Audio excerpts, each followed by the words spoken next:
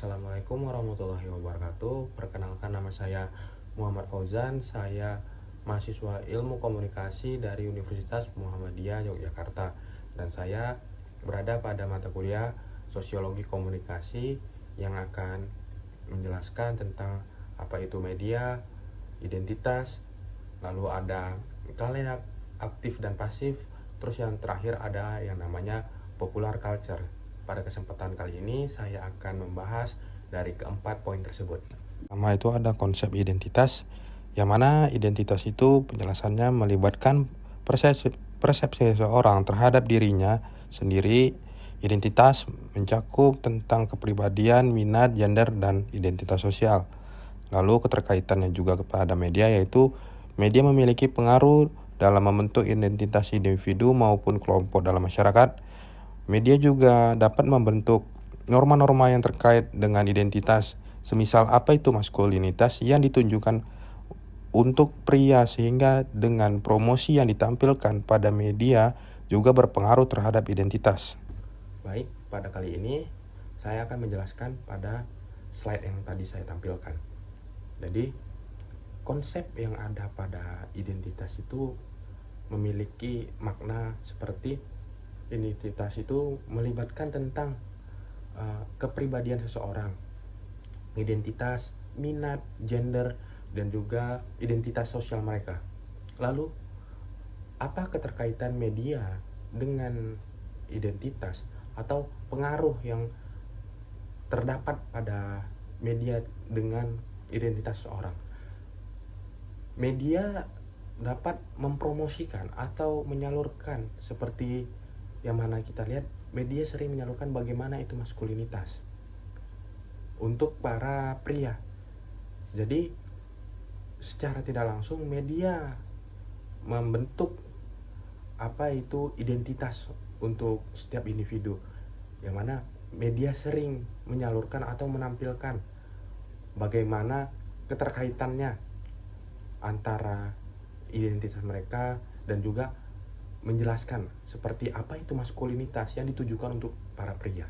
Jadi pada kesempatan kali ini saya ingin menegaskan kenapa media memiliki pengaruh dalam pembentukan identitas seseorang, karena media sering menampilkan atau mempromosikan bagaimana seseorang itu menentukan identitasnya. Seperti yang saya sampaikan tadi, media menyampaikan dengan tegas seperti apakah itu maskulinitas yang ditujukan untuk para pria, dan feminis yang ditujukan untuk pada wanita. Jadi di sini media sangat berkaitan atau sangat berpengaruh terhadap pembentukan identitas setiap individu. Lalu poin kedua ada media dan masyarakat, terbagi atas dua sudut pandang, yaitu transmisional dan sudut pandang meaning based, yang mana transmisional dapat diartikan sebagai saluran informasi satu arah kepada audiens tanpa banyak pengaruh interpretasi atau pengaruh audiens. Seperti contoh, menganalisis iklan televisi yang mengidentifikasi pesan utama iklan dan sumber atau pihak yang terkait pada iklan tersebut. Lalu pada sudut pandang meaning based dapat diartikan media dianalisis dengan titik utama pada bagaimana makna dan interpretasi itu dibangun oleh audiens. Seperti contoh, audiens yang menganalisis sebuah film yang mempertimbangkan apa saja elemen yang ada pada film tersebut dan makna dari film tersebut. Oke, pada media dan masyarakat ada dua sudut pandang. Yang pertama itu ada sudut pandang transmisional, dan yang kedua itu ada sudut pandang meaning based. Yang pertama, saya akan menjelaskan lebih rinci lagi tentang transmisional. Jadi sudut pandang transmisional ini lebih saluran yang menginformasikan pada satu arah yang mana tidak banyak ruang lingkup untuk interpretasi atau pengaruh audiens, yang mana audiens di sini hanya menganalisis. Seperti contohnya iklan televisi, yang audiens dapat analisis atau mengidentifikasikan pesan utama dari iklan dan sumber pihak yang terkait. Jadi pada sudut pandang transmisional ini media sebagai saluran informasi satu arah kepada audiens, yang mana audiens yang akan menganalisis ataupun mengidentifikasi mau itu pesan yang disampaikan lewat televisi ataupun media yang lainnya. Audiens hanya menitik beratkan seperti mengidentifikasi pesan utama yang ada pada iklan atau acara televisi yang lainnya dan sumber atau pihak yang terkait pada berita tersebut. Sedangkan pada sudut pandang meaning based itu media dianalisis dengan titik utama pada bagaimana makna dan interpretasi itu dibangun oleh audiens. Pada sudut pandang meaning based itu lebih menekankan bagaimana pemahaman yang didapatkan oleh audiens. Apakah pesan itu dapat dipahami oleh audiens, dan contohnya itu seperti audiens yang menganalisis film, seperti elemen apa saja yang ada pada film itu, terus makna yang dapat dari film itu apa saja. Lalu pada sudut pandang meaning based ini audiens seperti dibangun akan pemahaman tentang informasi yang mereka dapatkan, dan mereka dapat menganalisis dari pemahaman mereka tersebut. Seperti yang saya sampaikan tadi, pada suatu film audiens dapat menganalisis apa saja elemen yang ada pada film tersebut dan makna yang mereka dapat dari pemahaman yang mereka dapatkan dari melihat atau membaca suatu informasi atau melihat film yang mereka tonton. Itu ada khalayak aktif dan khalayak pasif.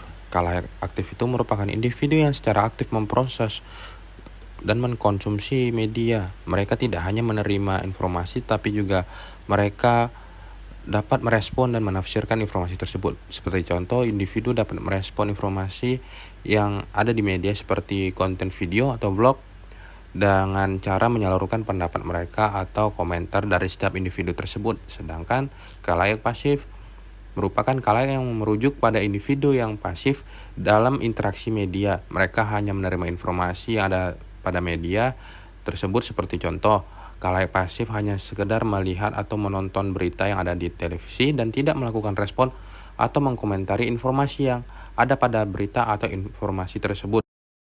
Jadi penjelasan terhadap khalayak aktif dan pasif yaitu, yang pertama ada pada khalayak aktif, yang mana khalayak aktif ini merupakan individu yang secara aktif dalam memproses ataupun mengkonsumsi media yang berisikan informasi. Jadi khalayak aktif mereka tidak hanya menerima, tapi mereka memproses dan juga menganalisis dan menafsirkan informasi apa yang mereka dapatkan.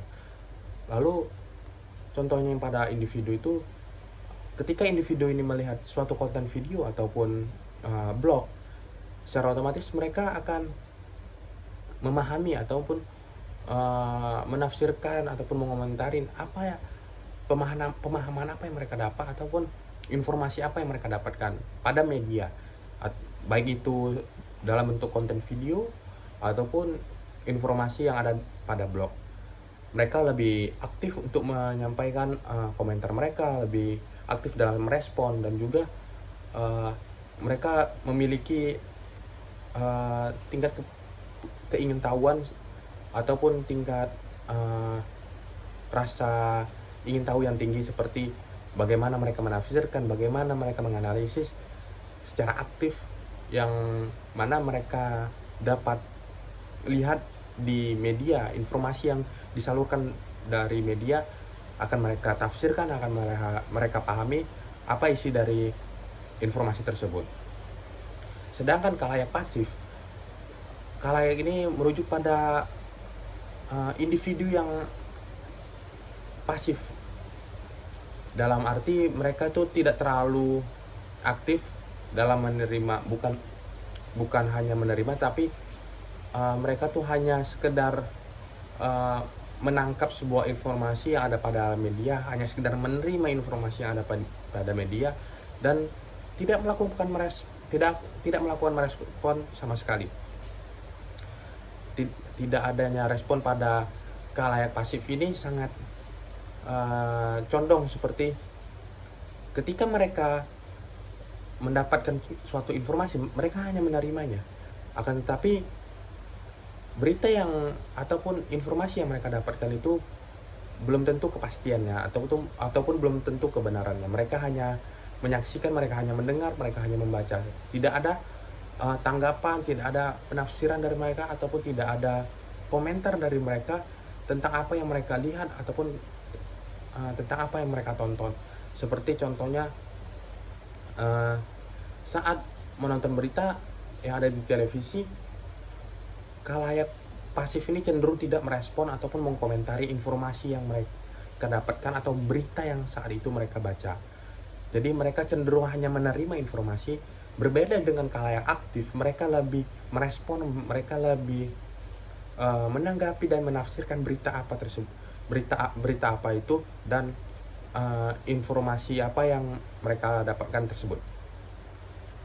Sedangkan khalayak pasif hanya menerima informasi dan hanya membaca suatu berita yang ada di media, baik itu media cetak ataupun media sosial ataupun berita yang ada di siaran televisi, yang mana dapat disimpulkan khalayak aktif lebih condong melakukan penafsiran ataupun melakukan pemahaman terhadap berita ataupun informasi yang mereka dapatkan dibandingkan dengan khalayak pasif yang hanya menerima informasi, tidak melakukan respon ataupun tidak melakukan komentar tentang berita apa yang mereka pahami. Lalu ada popular culture. Popular culture didefinisikan seperti aspek yang ada di tengah masyarakat yang pada umumnya dikonsumsi pada cakupan yang luas seperti segala sesuatu yang tengah tren atau tengah populer pada masyarakat seperti musik, film, acara televisi, dan lain-lain. Contohnya dan perkembangannya pada zaman saat ini, perkembangan media sangat pesat seperti adanya platform TikTok. Setiap orang dapat mengakses dan juga mengetahui berita yang sedang tren pada saat itu juga. Popular culture berjalan sesuai apa yang sedang tren. Dengan demikian, popular culture berkembang seiring pesatnya kemajuan teknologi yang ada pada saat ini dan juga globalisasi. Oke, penjelasan yang terakhir yaitu popular culture. Jadi aspek yang ada di tengah masyarakat yang pada umumnya dikonsumsi dengan cakupan yang luas, yaitu popular culture ini, yaitu tren ataupun apa yang sedang populer di masyarakat, seperti contohnya musik, film, acara televisi, terus berita-berita yang lainnya yang sedang hype, yang sedang tren, yang sedang populer di tengah masyarakat, yang ada di tengah publik. Terus contoh dan perkembangannya. Jadi contohnya itu pada zaman sekarang ini perkembangan media itu sangat pesat. Bukti perkembangan media itu sangat pesat seperti adanya platform seperti TikTok, yang mana saat kemunculan TikTok ini kita bisa dengan mudah mengakses ataupun menggunakan TikTok untuk mengetahui apa yang sedang tren, konten apa yang sedang populer, terus berita-berita apa yang sedang populer dan tren. Lalu bagaimana perkembangan popular culture ini? Perkembangannya itu seiring berjalannya dan seiring kemajuannya teknologi yang pada saat ini di era globalisasi, maka popular culture ataupun tren itu akan selalu mengikuti bagaimana kemajuan teknologi tersebut. Maka popular culture ini sering terjadi di tengah masyarakat karena adanya sesuatu yang sedang naik ataupun sesuatu yang sedang populer atau yang sering kita dengar yang sedang tren. Seperti ya tadi saya sebutkan, ada musik, acara film, acara televisi, dan berita-berita lainnya. Mungkin cukup sekian penjelasan yang bisa saya sampaikan. Kurang lebihnya saya minta maaf. Terima kasih. Assalamualaikum warahmatullahi wabarakatuh.